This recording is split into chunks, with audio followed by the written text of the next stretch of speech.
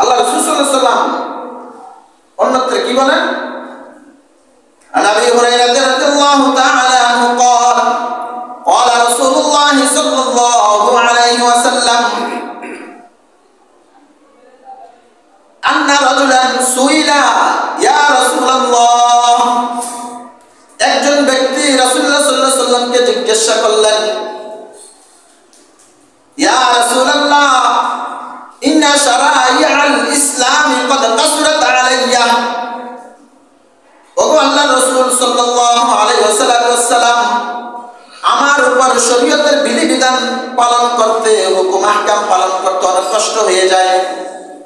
ফাখবিরনি বিশাইইন ফাআতাশাব্বাসু বিহি, আমাকে আপনি এমন আমলের কথা বলে দিন যে আমলটা আমি সব সময় করতে পারবো, যে আমলটা আমি সব সময় করতে পারবো। আল্লাহ রাসূল সাল্লাল্লাহু আলাইহি ওয়াসাল্লাম কি বলেন?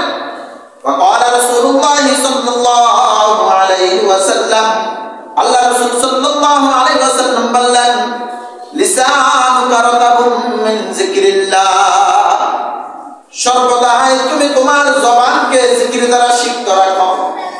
লা তুজালু লিসানুকা রাতাবুম মিন যিকরিল্লাহ, সর্বদা কথা বলো, সর্বদা তুমি তোমার জবানকে, তুমি তোমার জিহ্বাকে জিকির দ্বারা সিক্ত রাখো, জিকির দ্বারা সিক্ত রাখো।